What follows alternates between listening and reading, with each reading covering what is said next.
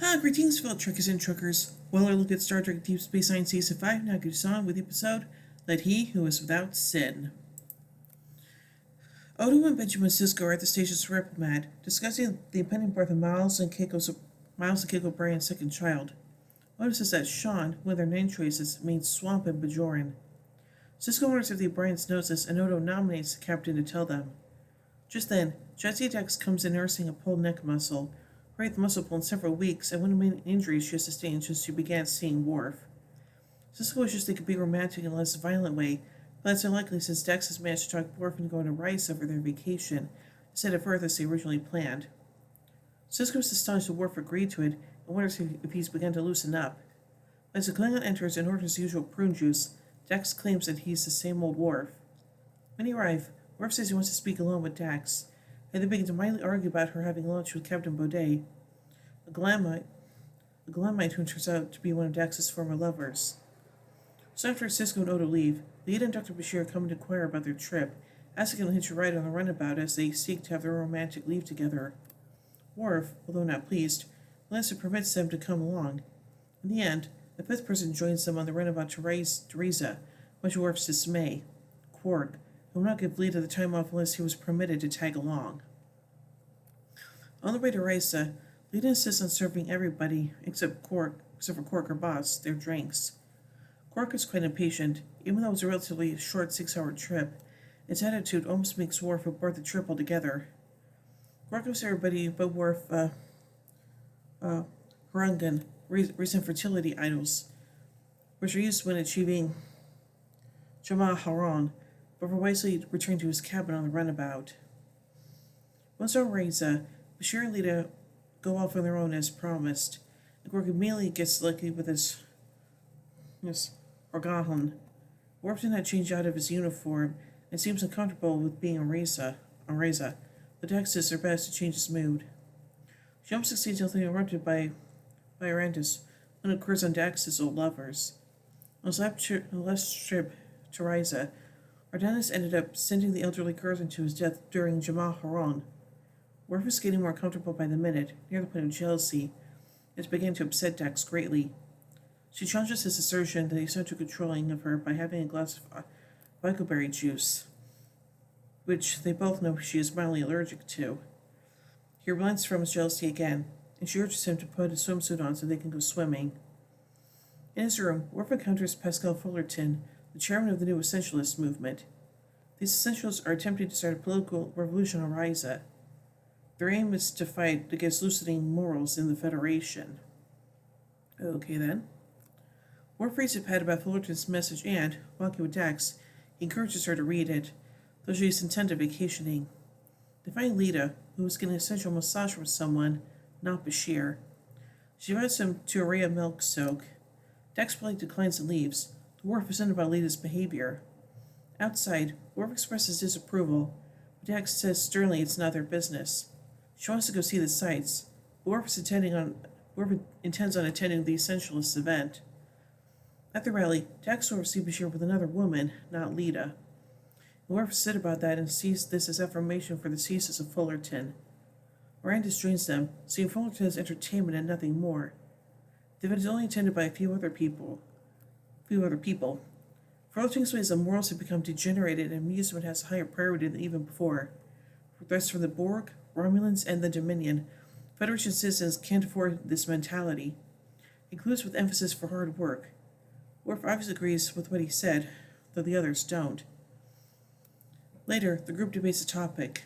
Worf explains the Klingons saw the Federation as weak and fighting attack, and even though a changeling was discovered among the High Council, they are still calling for an all-out war. Bashir points out none of the debate has anything to do with Risa. Worf says he can't be certain of that. Dex says everyone needs a vacation, especially those devoted to their lives defending the Federation. Just then, Leeta rose and kisses Bashir. Worf has had it and confronts them. Leeta and Bashir explain that they came to Risa to break up through an old Bajoran tradition called the Rite of Separation. They excuse themselves to work some details out. Dax and Worf continue to debate, but then the group of fundamentalists attacks some Rasian visitors during dinner, carrying phaser rifles. When Dax and Worf attempt to fight back, Fullerton calls a stop to the action. It turns out that the phaser cells are empty, and Fullerton arranged the event so as to demonstrate how vulnerable the Federation has become. Worf is impressed, though he cannot condone the group's actions. Dax wants to arrest them under her authority as a Starfleet officer, but Fuller points out that the Rysians won't prosecute. Later, Worf wants to talk to Dax about their relationship. Dax is argumentative as Worf points out he sees her as his Parmatkai, and therefore everything she does reflects on him, including her impulsive nature. Ultimately, he wants to know if she takes the relationship as seriously as he does. Dax believes he's taking this to an extreme, telling him he can control her and should be more relaxed. They both agree that each won't change who they are. Dax goes to see the damage the Essentialists have done and finds Arandis. She takes the incident in stride, joking that Fullerton definitely needs some Jamal Haron. Dax seriously confides about her problems with Worf while helping her clean up. Meanwhile, Leeta and Bashir complete their separation with a ceremony in which they declare themselves two instead of one. They end with a kiss. Quark, the witness for the ceremony, was expecting more fireworks, but is instead let down. Interestingly, Leeta says she can now be more honest about her feelings. She then reveals that she has developed feelings for Rom. Both Quark and Bashir are shocked. Quark hands over his Orgahun to Bashir, telling him he needs him more than he does. Later, Worf is sitting on deck sculpting the Randis and is jealous. He goes back to his room, breaks a Orgahun by smashing it against the wall, and sends her Fuller to make his point. He tells the group he knows how to make people leave Reza.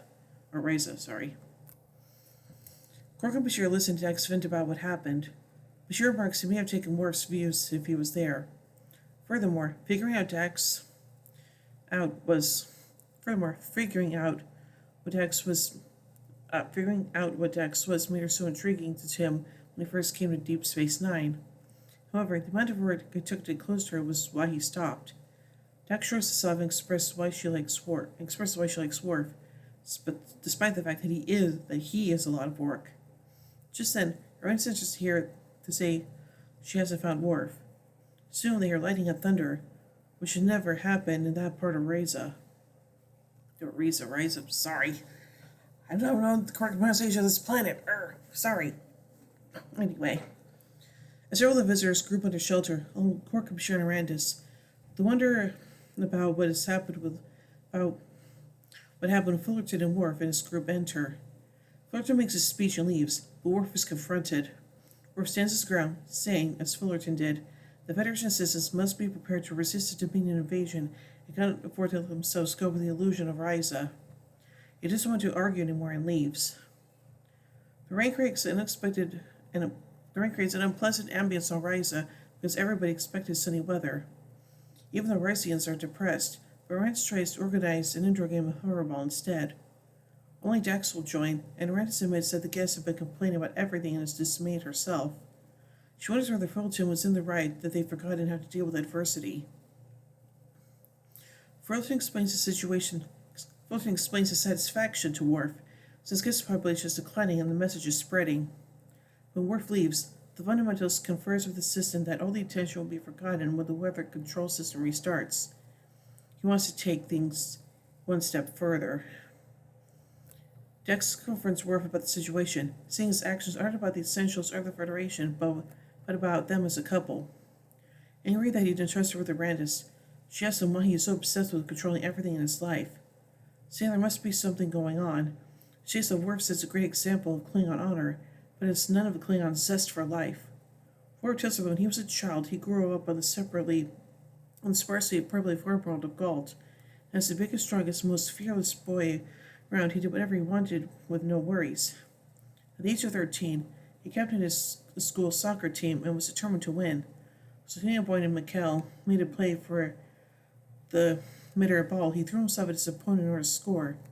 He succeeded, but he failed to realize in his excitement that he had accidentally broken his opponent's neck when theirs collided, and the boy died the next day. Worf realized that humans are extremely fragile, and he decided to restrain himself so that no one else suffered. Over time, his restraint became part of who he is. Worf promises that he will never hurt Dax. Promise she returns, but she tells him that that he can't control her and asks instead for his trust. Suddenly, the conversation is interrupted by an earthquake. It doesn't take them long to realize that Fullerton has something to do with it. This time he's lost support of Worf, who tells Fullerton that the Federation will preserve against the likes of Klingons, the Dominion, and most importantly, people like him. Fullerton hits Worf in the face, who responds by sending Fullerton flying over a table. Later, Quark, Lita, Dax, and Worf take a stroll on the beach with Arandis.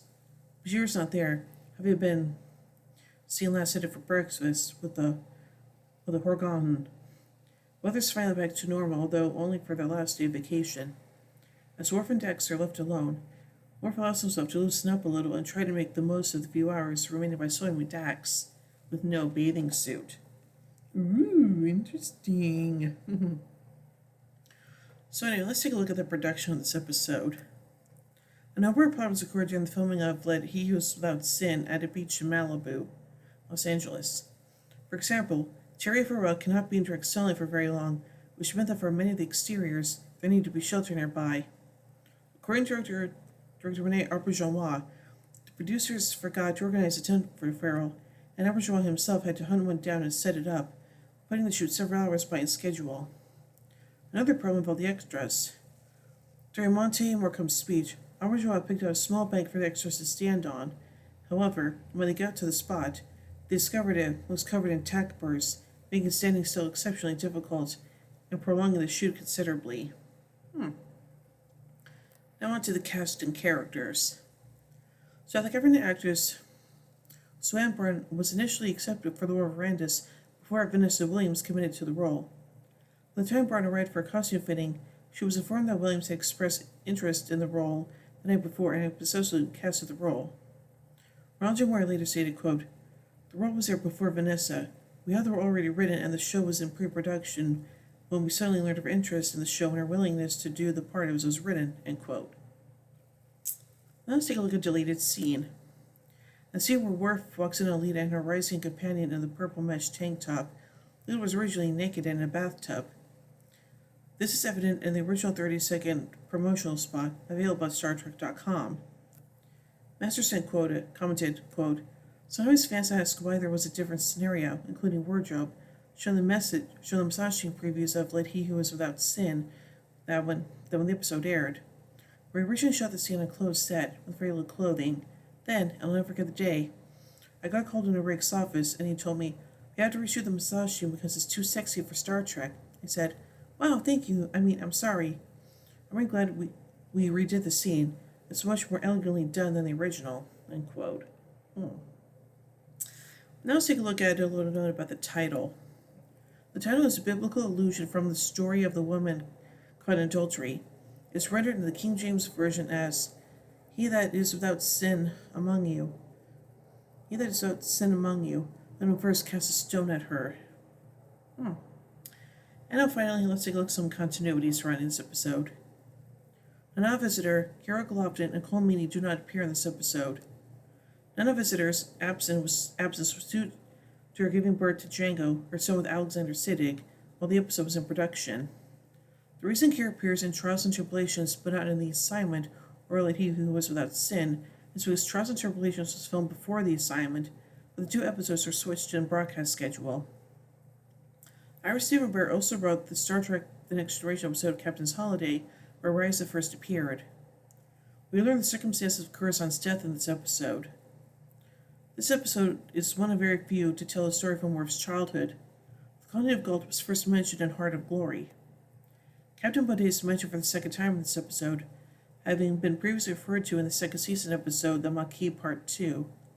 It was revealed in the episode that he and Dax had dinner together several times. This episode is featured in Star Trek's Beautiful Alien Women documentary of the Star Trek Insurrection Special Edition DVD. Terry Farrell talks about working with Vanessa Williams and Chase Masterson about the scene with the Rysian male. Quark references the rainy climate of Ferengar, which had been seen previously in Family Business. If you look closely at Dax's swimsuit, you can see the Speedo logo on her right hip. It could be that Speedo is still making swimwear in the 21st century. Bashir says to Worf, when in Rome, which is the second time a character has said that to Worf. first time was injustice, where Riker had said to him while the Enterprise D was visiting Rubicon 3, and also Paradise like Planet Blue's sexual morals. The scene with Gorgon the Rising female mirrors a scene in Shore Leave with Dr. McCoy and several imaginary women. This episode has a large plot hole as a result of the episode's story having to be redone at the last minute, in addition to the various on-shoot production issues, leaving little time to film proper resolutions to such a discrepancy. The plot is the reaction of Bashir and Dax to Worf's unauthorized tampering with Rise's control systems for a political extremist group, and the resulting falling of Starfleet, or lack thereof, as no display action is ever brought against Worf as a tampering, despite hundreds of thousands of people having been victims, at least one member of Rising's staff knowing of Worf's involvement. The events of this episode are also never referenced again for the remainder of Deep Space Nine. That's interesting. So overall, I think this episode is just okay, but yeah, learning about the circumstances of Curzon's death, that's kind of interesting. So yeah. So overall, I give Let He Who Is Without Sin 3 warp cores out of 5. Anyway, tune in bed. Tune in bed as we till the next episode, Things Past. So, until then, live long and prosper, everybody.